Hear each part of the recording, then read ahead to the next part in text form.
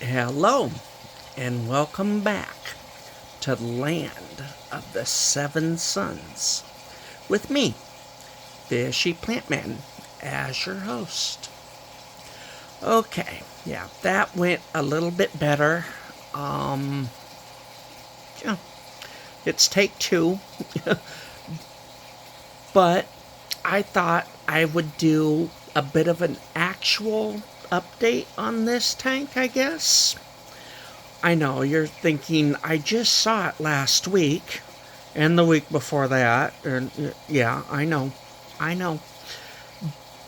But there's some changes. One of which is obvious. Yeah. The new fish that I was beginning to think weren't going to come, they did. And I actually ended up with more than I thought I would. So, yeah, sometimes you just got to be patient. It's not that patience ran out, it's just I thought things changed. And they did. They changed. So yeah, I've got three mollies, one zebra Daniel. That's never a great thing. But in schools, you know, three can be just as bad as one. I think YouTube seems to believe anyway. I find one usually can do okay. Sometimes they don't, but lots of times they do. Three mollies and a couple of tetras.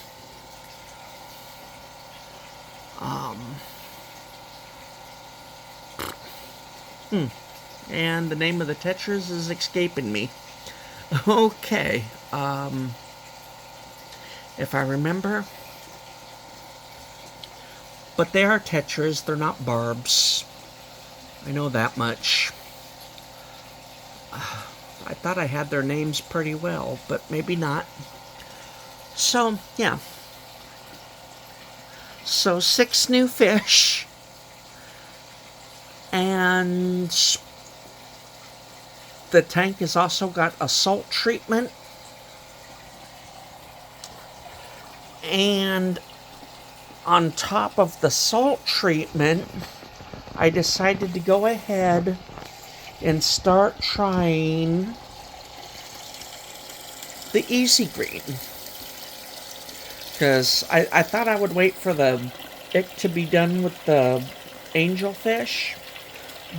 But if that's going to be more of a management than a cure, which I'm happy enough with that. Managing the ick, as long as it doesn't start taking over, I can live with.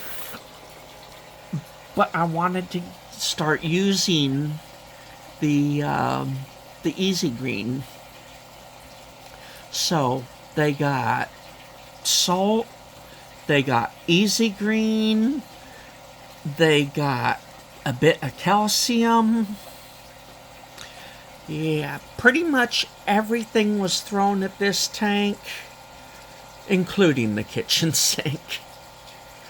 So I thought I'd do a bit of an update. The snails, I don't know what to think of the snails. Yeah, they fell behind on their algae, however you want to say it. Do that every now and then just to let people know that I don't think algae is the correct pronunciation. But it's how my mouth wants to say it, so I tend to say algae. Yeah. But I just kind of wonder if the snails don't have something to do with this corkscrew being so short. I mean, you might keep your lawn longer. Yeah, of course, there's a parrot in the way. But you might keep your lawn longer than that. That is getting crazy short. I mean, much shorter, and I'm really gonna wonder. I like it. I would like it a bit longer. So I don't know. Do I move the parrots out? Do I accept that, kind of like this plant, the corkscrew's not going to work? I don't know. I don't know. But I do like these little tetras. Got a long fin and a normal, it looks like. They're not quite as bright as they were. I know that they probably would prefer their water a bit softer than it is. But if I need to keep it hard to maintain the ick, or, maybe it's not ick, maybe it's something else. Great, another name's not coming to mind. I had it before I started the video. I was gonna, address the fact that maybe it's not ick, maybe it's another parasite that I've recently learned about last few months. And yeah, the name of the parasite's not coming to mind.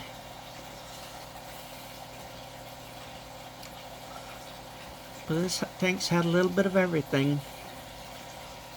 That big mass of floating plant, it got taken out and it went to their home. Not the angels and the parrot, but, their home. And their home. There's the 3 mollies.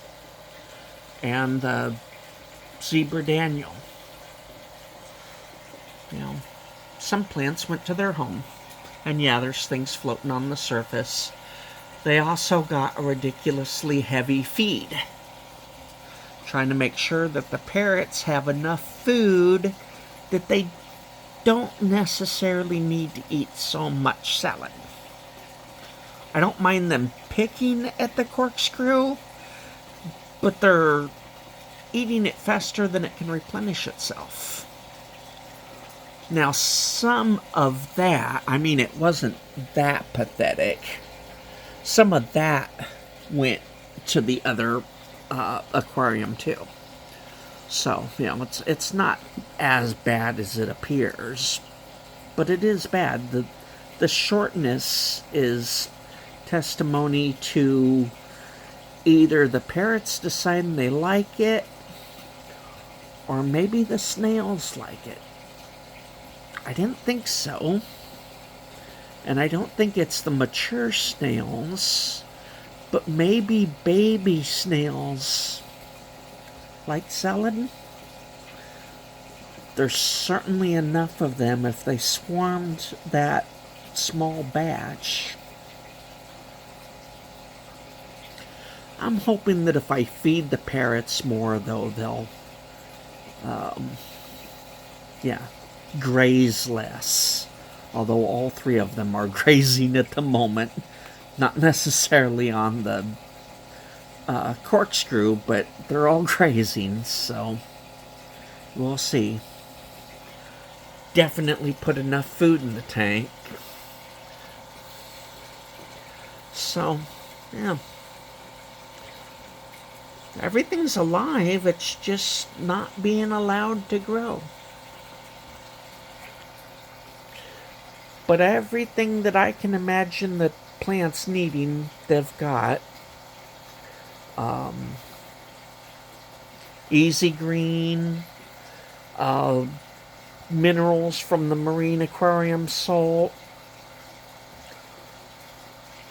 Like the fish are picking at the food that made it to the bottom because they got a ridiculously high feed.